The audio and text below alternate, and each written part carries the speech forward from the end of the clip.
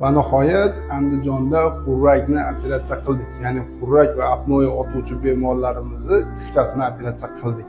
Hozir shu operatsiya qilgan bemorlarni apot qilamiz, ko'ramiz.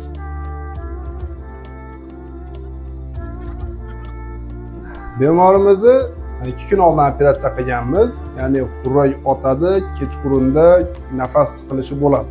Ya'ni har uxlagan 1 soat ichida 43 marta nafas to'xtab, uyg'onib, nafas to'xtab shunaqa qiladi.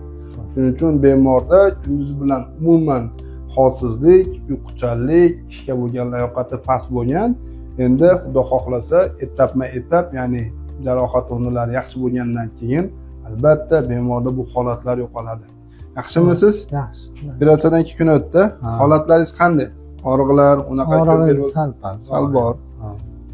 Kundan kunga yaxshilanib boryaptimi? Bemalol harakat qila olayapsiz. Yaxshi bo'lyapti. Suyuqat ichib turibmiz. Shunaqa, ehtiyot qilasiz. Operatsiya vahimali, qo'rqinchli emas ekan, bilinmadi. Endi uxlab turgandek bo'ldi xolos. Yaxshi, qani? Og'izni ochingchi. Deyingchi. Bizni kuzatishda davom etinglar. Xurrak va apnoe bo'yicha bezovta qilayotgan bemorlar bo'lsa, albatta sizlarni shu yerda kutib qolamiz.